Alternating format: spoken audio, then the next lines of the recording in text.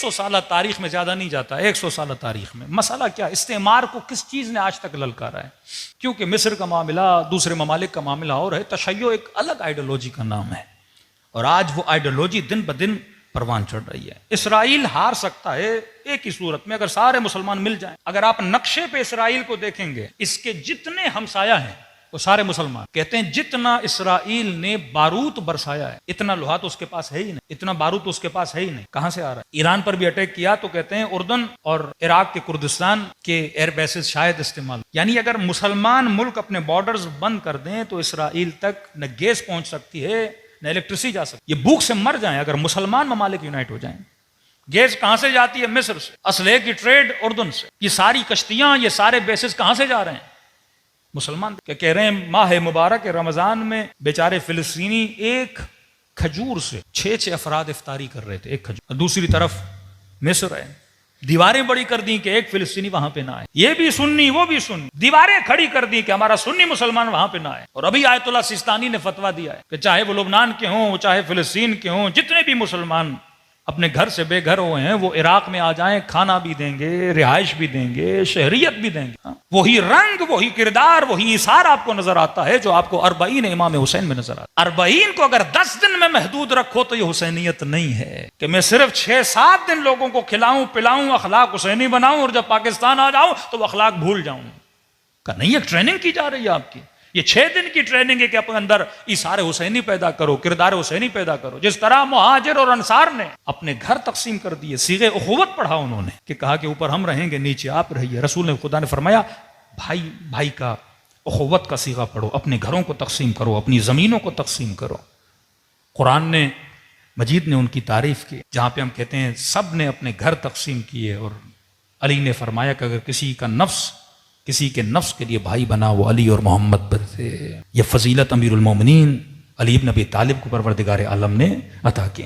تو مسلمان اگر یونائٹڈ ہو جائیں، ایک نئی ریسرچ آئی ہے کہ اس 1 سال کے درمیان جتنا لوہا، جنگ کے لیے آپ کو لوہے کی ضرورت ہے، اسٹیل مل، جتنا لوہا ترکی نے سپلائی کیا اسرائیل کو کسی نے نہیں۔ تو اوپر آ کے فلسطین کی حمایت میں باتیں کرنا اور ہے، لیکن اپنے سارے تعلقات، اپنی اکنومک کو بھی خطرے میں ڈالنا، یہ صرف وہی کر سکتا ہے جس کے اندر آئیڈیالوجی آف امام حسین صلاۃ والسلام۔ صلوات پڑھے محمد وعلی محمد۔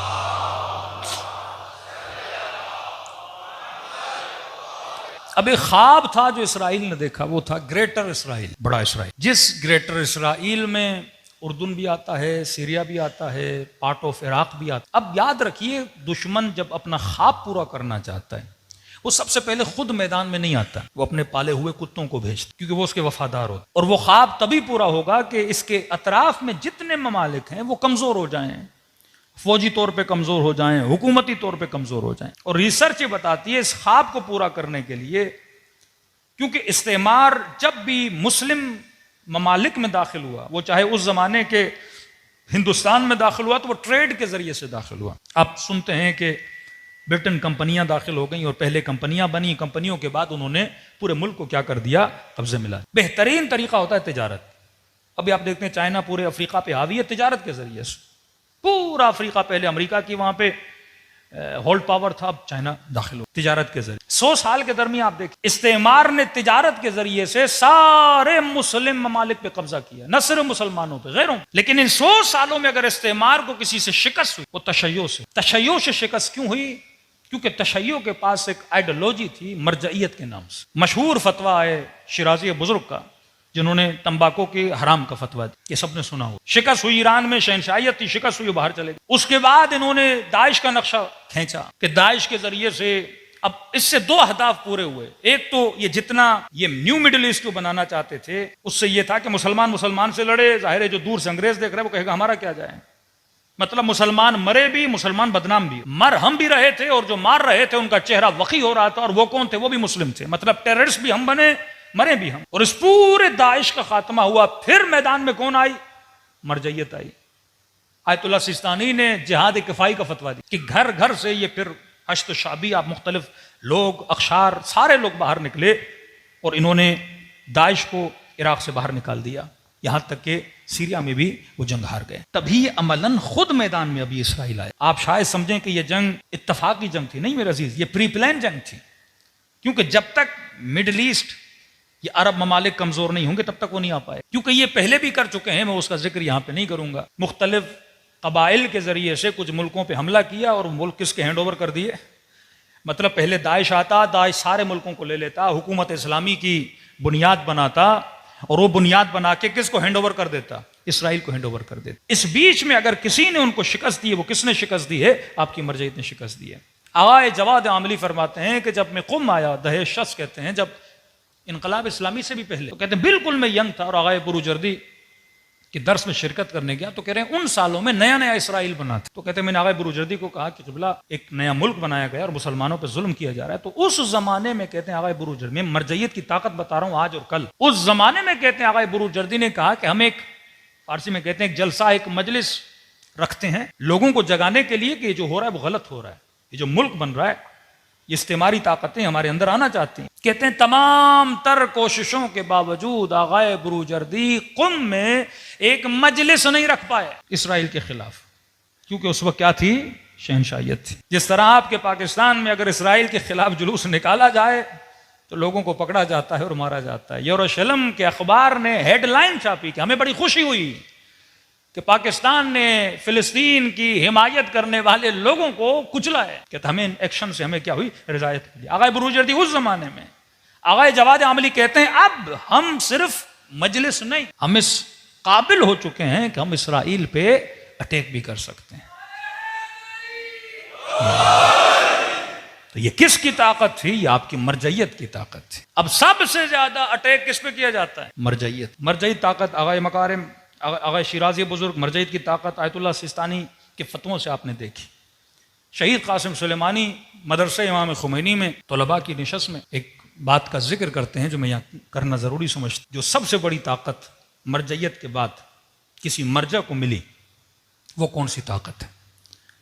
شہید قاسم کہتے ہیں کہ امام حسین کے روزے پہ حملہ ہوا مختلف ادوار میں، مختلف زمانوں میں. کہ اس زمانے میں شیعہ نہیں تھے، کا قبلہ تھے، کا بچا سکے، کا نہیں. کا یہی صدام اس نے 92 میں امیر المومنین کے روزے پہ فائر ہوئے، گنبد مولا کا زخمی ہوا. کا مرجعیت تھی، کہاں تھی؟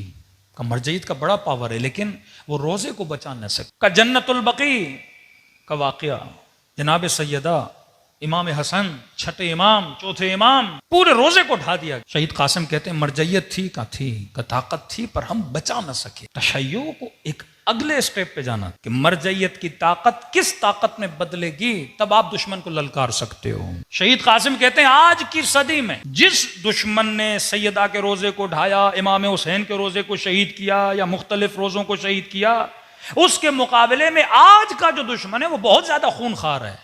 داعش کی صورت، جس نے زندہ زندہ لوگوں کو جلایا، جس نے ٹیلی فون کی کیبل سے خواتین کے گلوں کو گھونٹا، جس نے 4 سالہ بچوں کے گلے کاٹے، ایسا دشمن کہ شاید ہم نے ایسے مظالم نہیں دیکھے تھے جن لوگوں نے وہ فلمز دیکھی ہیں. کہتے ہیں اس دشمن نے کہا تھا کہ میں سیدہ زینب کے روزے کو گراؤں. کہاں گراؤں گا؟ کہ وہ عراق جہاں امام حسین کا روزہ ڈھایا گیا وہاں 40, 50, 60, 70% کبھی کبھی شیعہ تھے، لیکن سیریا جہاں پہ 3%, 4% بھی شیعہ نہیں. ہم تو کہیں گے سب سے پہلے دفاع میں شیعہ نکلیں کہ 3% شیعہ، اور کہا کہ ہم علی کی بیٹی کے روزے کو ڈھا دیں گے. شہید قاسم نے طالب علموں کو دیکھا، کہ ڈھا سکے؟ نہیں. کہ کون سی طاقت تھی آج جو ہمارے پاس ہے، کل نہیں تھی. کل مرجعیت تھی پر روزے گر گئے.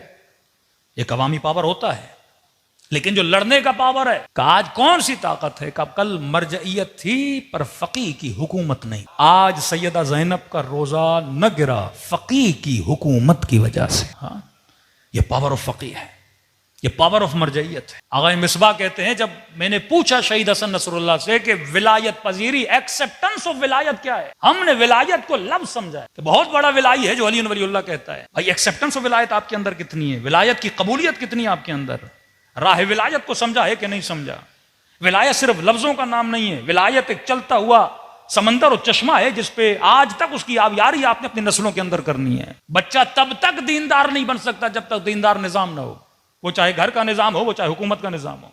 کرپٹ نظاموں میں سالے بچے نہیں پلا کرتے. نظام جب تک، اب نظام کیسے آئے گا؟ کچھ کا یہ ہے کہ ہم امام زمانہ کا نام لیتے رہیں گے اور جب مولا آئیں گے تو سب کچھ کریں گے. مولا آئیے ظالموں کو ماریے، مولا آئیے نسلوں کو نیک بنائیے، مولا آئیے یہ کریے. بھائی آپ کیا کرو گے؟ حدیث ہے افضل الاعمال انتظار الفرج، بہترین عمل، عمل کا مطلب ہے ایکٹیویٹی، عمل کا مطلب ویٹنگ نہیں ہے کہ آپ نے جہاز کی ٹکٹ لی، اب ایئرپورٹ پہ بیٹھ گئے ہو کہ جب جہاز آئے گا تو میں چڑھوں گا. عمل کا مطلب ایکٹیویٹی. افضل الاعمال انتظار الفرج، میں نے اس امام کا انتظار کیسے کرنا. انتظار کا مطلب یہ ہے کہ ظالم کو للکارو.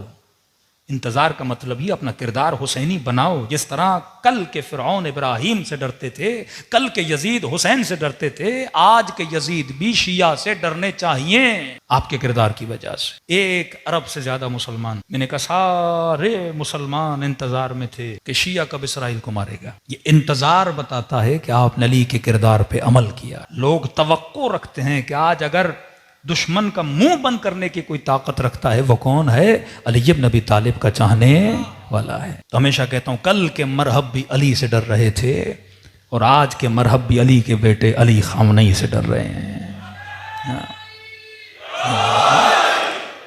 یہ آپ کا کردار ہے. تو مرجعیت وہ واحد طاقت تھی جس کا اگلا قدم نظام میں اس کو بدلنا تھا اور حاکمیت میں لانا تھا، جو ولایت فقی کی صورت میں، ولایت حکومت کو کہتے ہیں، فقی کی حکومت کی صورت میں، کہ شہید قاسم کہتے ہیں آج ہمارے پاس یہ طاقت تھی کہ وقی ترین دشمن بھی سیدہ زینب کے روزے کو گرا نہ سکا.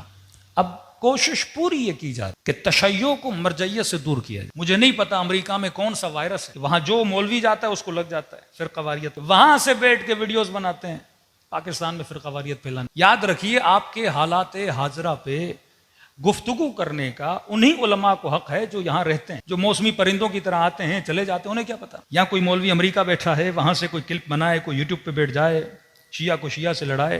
یعنی پوری کوشش ہے کہ جماع کو کس سے دور کیا جائے؟ مرجعیت سے دور. یا مراجع کو گالیاں دی جائیں یا ولی فقیہ کو گالیاں دی جائیں اور عمل میں پوچھا جائے کہ تشیع کا دفاع کس نے کیا، تشیع کی آبرو کس نے بچائی.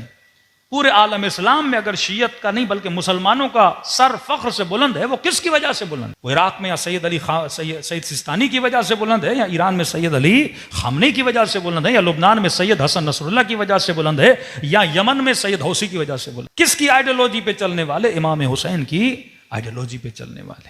اس وقت جو امت واحدہ کا شعار لگا ہے، جب تک مسلمان امت واحدہ نہیں، ہر وہ بندہ جو فرقہ واریت کو ہوا دے یا ایسی بات کرے کہ جس میں شیعہ سنی لڑائی ہو، یہ وقت لڑائی کا وقت نہیں ہے، یہ وقت دشمن سے مقابلے کا وقت ہے. آپ صرف نیتنیاہو کی تقریر سنیں، عجیب جملہ کا اس نے تقریر میں، جب وہ مخاطب کرتا ہے نا، کہتا ہے ایھا المسلمون، اے مسلمانوں. پھر کہتا ہے ایھا الشیعہ، مسلمانوں کو شیعوں سے الگ کرتا ہے. جب وہ مخاطب کرتا ہے کہتا ہے اے مسلمانوں، پھر کہتا ہے شیعو. مطلب نیتنیاہو کی آئیڈیالوجی میں شیعہ اور مسلمان کیا ہیں؟ الگ ہیں. اور پاکستان میں یہی آئیڈیالوجی کس کی ہے؟ تکفیری گروہوں کی، جو کافر کافر شیعہ کافر کے نعرے لگاتے ہیں. ایک ریلی انہوں نے اسرائیل کے خلاف نہیں نکالی، ایک گولی آج تک انہوں نے اسرائیل کے خلاف نہیں پھینکی، نہ انہوں نے پھینکی ہے نہ ان کے آبا و اجداد نے پھینکی ہیں. مطلب یہ جو آئیڈیالوجی شیعہ سنی لڑانے کی آئیڈیالوجی، کس کی آئیڈیالوجی ہے؟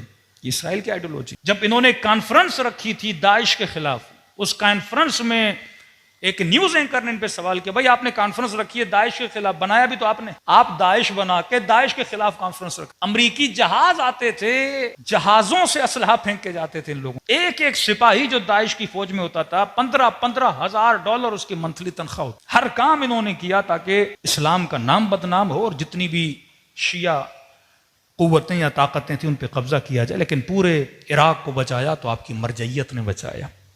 آج اسرائیل سے آنکھوں میں آنکھیں ملا کے ہم بات کر سکتے ہیں تو ولایت فقیہ کی وجہ سے.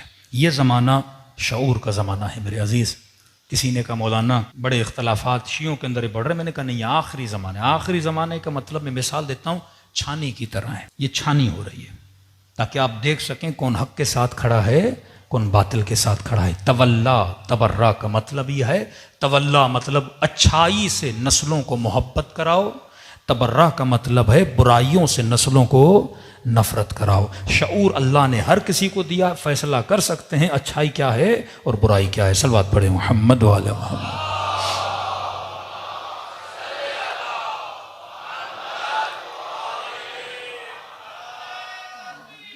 اللہ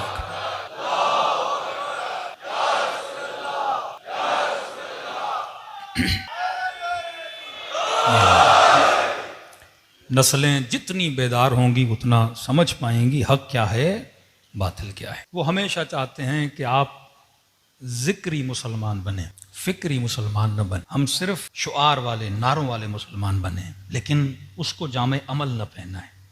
کربلا کو صرف 62 ہجری تک محدود کر دیں، اس کربلا کو آج کے آئینے میں نہ اتاریں۔ واللہ دین اگر ہسٹری کا حصہ رہ گیا تو یہ بت پرستی ہے، دین سے اگر فکر نکل گئی یہ بت پرستی اور کچھ بھی نہیں۔ ہماری ساری رسومات پھر بت پرستی بن جائیں گی۔ اگر اس میں فکر ہے، اگر اس میں فلسفہ ہے، وہ آج کے ضمیر کو بیدار کرنے کی صلاحیت رکھتی ہے۔ ڈیموکریسی کا مطلب کیا ہے کہ حاکم عوام سے ڈرے۔ جب عوام حاکم سے ڈرنے لگتی ہے تو پھر ڈکٹیٹرشپ ہو جاتی ہے۔ کربلا کے بعد کسی بھی حاکم نے کھلم کھلا اہل بیت علیہ الصلوۃ والسلام کو شہید نہ کیا، کیونکہ وہ خوف، وہ رعب ان کے وجود میں بہہ چکا تھا۔ ایک خطیب 10 گھنٹے تقریر کرے لیکن ایک جملہ مرجعیت کے لیے نہ بولے، ایک جملہ سید علی کے لیے نہ بولے، مطلب اس کے اندر حسینیت کی بھنک بھی نہیں ہے، یہ ابھی تک تاریخ سے نکلا نہیں۔ نوح خان نوحیں پڑھیں، عبادت ہے ذکر امام حسین کرنا، لیکن ایک جملہ آج کے مظلوموں کے لیے نہ بولیں۔ ان کی شاعری میں آج کے ظلم کے خلاف آواز نہ آئے۔ آپ کل کے ظلم پہ روتے رہو اور آج کوئی بلب بلب کے مرتا رہے، آپ کے اندر احساس ہی نہ ہو۔ کربلا کا مطلب کیا ہے؟ آنسو بہانے کا فلسفہ کیا ہے؟ کتنی بار آپ نے امام حسین کے مصائب سنے؟ کبھی سوچا کہ مولانا ریپیٹڈ مجھے کیوں سنا رہے ہو؟ وہی شہادت بار بار سنا رہے ہو، کیوں سنائی جاتی ہے؟ تاکہ ظالم کی نفرت پیدا ہو، تاکہ دل نرم ہو جائے۔ فرمائے قساوت قلب کی ایک نشانی جمود العین ہے، جب آنکھیں خشک ہو جاتی ہیں بندہ قسی القلب ہو جاتا ہے۔ تو ذکر حسین ہمیں قسی ہونے نہیں دیتا۔ جب دل نرم ہوگا تو یہ مظلوم کے لیے بولے گا۔ ارے آج کوئی مسلمان نہ بھی ہو، کوئی ڈرامے کے اندر کوئی درد بھرا سین جو جھوٹا ہے، پری پلان سب کو پتا ہے جھوٹا ہے، انسان اس کو دیکھ کے روتا ہے، اور یہ بولا جائے کہ آپ فلسطین کی بات کیوں کرتے ہیں، وہاں کے مظلوموں کی بات کیوں کرتے ہیں؟ یہ انسانیت کی بات ہے۔ کربلا پہ رونے والا ہر ظلم پہ روتا۔ یہ شعار بلند کیے گئے، یعنی اتنی تفریق کی جائے، افسوس سے میں کہہ رہا ہوں بعض جگہوں پہ، ہر جگہ پہ نہیں، کہ فلسطینی مرے تو یہاں پہ خدا نہ خواستہ کوئی شیعہ خوش ہو کہ کوئی سنی مر رہا ہے، لبنان کے شیعہ مرے، یہاں پہ بعض تکفیری گروپ خوش ہوں کہ شیعوں کو مارا جا رہا ہے، ہمارا کیا جائے؟ یہ فکر یزیدی فکر ہے۔ اس فکر سے آپ نے تبرہ کرنا ہے کہ کونوا للظالم خصما، ظالم کوئی بھی ہو، فرمایا دل میں نفرت رکھو۔ وللمظلوم عونا، عمومی جملہ ہے، تخصیص نہیں دی امیر المومنین نے کہ مظلوم شیعہ ہو تو آپ اس کے لیے رونا، شیعہ نہ ہو تو اس کے لیے نہ رونا۔ تشیع انسانیت کا نام ہے، یہ مذہب، اب آپ کہیں شاید کئی جگہوں پہ خدمت کی بھی جاتی ہے، کھانا بھی دیا جاتا ہے، لیکن کمال یہ ہے خدمت کے ساتھ محبت بھی دی جاتی ہے۔ ہاں یہ کربلا تھی۔ یہ نہیں کہ حبیب آیا امام حسین کے پاس تو مولا نے سینے سے لگایا، حبیب تو اپنا ہے، نہیں میرے عزیز، جو جتنا غیر تھا اتنی زیادہ محبت دی امام حسین نے اسے۔ ہر آیا تو بڑھ بڑھ کے سینے سے، زہیر کے خیمے میں جا کے دعوت دینے گئے، وہاب مسلمان نہیں تھا، کرسچن تھا، کتنی محبت کی امام حسین نے سیدہ زینب نے اس کی ماں سے۔ کہا یہ میدان حسینی میدان ہے، یہاں غیر کو اپنوں سے زیادہ محبت دی، یہاں جذبہ ایثار ہے، یہاں جذبہ قربانی ہے، یہاں جذبہ محبت ہے۔ تو حسینیت ہمیں انسانیت کا درس دیتی ہے۔ تو آج آپ دیکھ سکتے ہیں بیدار شیعہ کون ہے، اور وہ کون ہے جو صرف ہمیں ذکری بنا رہا ہے۔ فکری شیعہ بنے، ذکر کے ساتھ فکر بھی کریں۔ خالی ذکر انسان کو فائدہ نہیں دیتا۔ میں نے کئی بار مجلسوں میں کہا ہے کہ اللہ نے ایک عبادت ہر مسلمان پہ واجب کی ہے، جس کا نام ہے نماز۔ نماز نہ پڑھے تو ایمان انسان کا خطرے میں پڑ جاتا ہے، اور اس نماز میں خدا نے ایک سورت کو واجب کیا ہے جس کا نام ہے سورہ حمد۔ مطلب حمد کی جگہ پہ رحمان پڑھو تو نماز نہیں، لا صلاۃ الا بفاتحۃ الکتاب، نماز ہوتی ہے تو سورہ حمد کی وجہ سے۔ اب اس حمد کی اتنی امپورٹنس تو ہے کہ جس کی جگہ پہ میں رحمان نہیں پڑھ سکتا، یاسین نہیں پڑھ سکتا، سورہ قل هو اللہ احد نہیں پڑھ سکتا، حمد ہی پڑھنی ہے۔ اور 17 رکعت میں 10 رکعت میں ریپیٹڈلی میں ایک سورت کو پڑھتا ہوں جس کا نام سورہ حمد ہے، اور سورہ حمد میں آغا قراتی کہتے ہیں ایک دعا کو خدا نے واجب کیا ہے، اور کہتے ہیں اگر مجھ سے پوچھا جائے نا کہ بہترین دعا کون سی ہے تو میں کہوں گا یہی بہترین دعا ہے، اور وہ دعا یہ ہے اہدنا الصراط المستقیم، اے خدا مجھے سیدھے راستے پہ چلا، یا قائم رکھ یا باقی رکھ، مطلب ہدایت کی دعا ہے۔ اب یہاں پہ علماء کہتے ہیں عجیب ہے، لشکر حسین میں بھی نماز پڑھی گئی، لشکر یزید میں بھی نماز پڑھی گئی، جو وہاں نماز پڑھ رہے تھے وہ بھی ہم پڑھ رہے تھے، جو یہاں نماز پڑھ رہے تھے وہ بھی ہم پڑھ رہے تھے. اور لشکر یزید میں 2 خیمے تھے، ایک خیمہ ابن سعد کا تھا، ایک خیمہ حر کا تھا. اور جب ابن سعد اور شمر نماز پڑھ رہے تھے وہ بھی کہہ رہے تھے اہدنا الصراط المستقیم، اور جب حر نماز پڑھ رہا تھا تو وہ بھی کہہ رہا تھا اہدنا الصراط المستقیم. تو شمر بھی ہدایت کی دعا کر رہا تھا، حر بھی ہدایت کی دعا کر رہا تھا. لیکن سوال یہ اٹھتا ہے پروردگارا، شمر نے کہا مجھے ہدایت دے، حر نے کہا مجھے ہدایت دے. ایک ہدایت کی دعا مانگنے کے بعد قاتل حسین بنا، دوسرا ہدایت کی دعا مانگنے کے بعد ناصر حسین بنا. پروردگارا دعا تو ایک تھی، مانگ تو ایک تھی، لیکن ایک قاتل بنا ایک ناصر بنا تو اللہ کی آواز آئے گی. ہاں ہدایت کی دعا دونوں مانگ رہے تھے، لیکن فرق یہ تھا کہ شمر صرف ذکر کر رہا تھا اور ذکر بھی کر رہا تھا ساتھ میں فکر بھی کر رہا تھا. آج کمی فکر کی ہے میرے عزیز، نام کی نہیں ہے. آج خانقاہی کتنے مسلمان دکھاؤں جو خانقاہوں میں بیٹھ کے اللہ اللہ کرتے ہیں، جنہوں نے فرق دنیا اور آخرت نہیں سمجھا. فلسفہ قرآن اور حکمت کو سمجھو. قرآن میں جتنی مرتبہ لفظ دنیا آیا اتنی مرتبہ لفظ آخرت آیا. مطلب میاں نہ رو بنو، اپنی دنیا میں بھی ترقی کرو، اپنی آخرت میں بھی ترقی کرو. جنہوں نے دین کو سیاست سے جدا کیا، جنہوں نے مولویوں کو حکومت سے جدا کیا کہ آپ کا کام تو مسجدوں میں بیٹھنا ہے، آپ کا کام تو محراب کے اندر ہے اور اساس حکومت کو ہم سنبھالیں گے. یہ فکر بنو امیہ اور بنو عباس کی فکر ہے. فکر حسین یہ تھی کہ نظام بہتر ہوگا تو لوگ بہتر ہوں گے. اور غیبت امام میں نظام کو بہتر کون کرے گا؟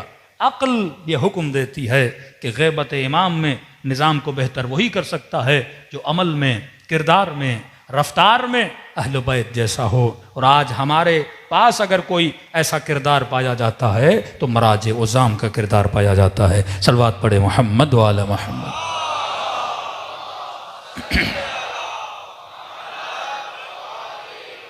تو استعمار کو اگر 100 سالوں کے اندر صرف اسٹڈی کریں، شیعہ سنی ہو کر نہیں، شکست اگر کسی نے دی ہے تو مرجعیت نے شکست دی ہے.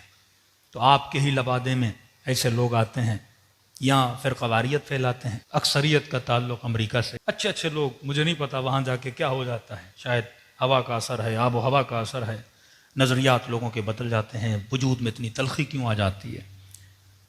جو حالات کو نہیں سمجھ پاتے. بندہ جو کرسی پہ بیٹھا ہے اسے حالات کا زیادہ پتہ ہے. میں عراق کے حالات پہ کمنٹ دوں گا، مجھے نہیں پتا. آغا سیستانی کو زیادہ. ایران کے حالات کیا ہیں وہ سید علی خامنئی کو زیادہ پتا ہے. پاکستان کے حالات کیا ہیں وہ یہاں کے لوگوں کو زیادہ پتہ ہوتے ہیں. عوام کا کام ہے اپنے رہبروں کی، اپنے مراجع کی اتباع کرنا، اور یہی آپ کی کامیابی رہی. ایک فتویٰ آیا، لوگوں نے عین اسی طرح اطاعت کی. یعنی 5 منٹ کے لیے سوچیں، وہ جو مرجعیت کا مخالف ہے، اگر عراق میں آغا سیستانی نہ ہو کہ انہوں نے فتویٰ دیا نا، قبائل سب لوگ باہر، سب نے اسلحہ اٹھایا.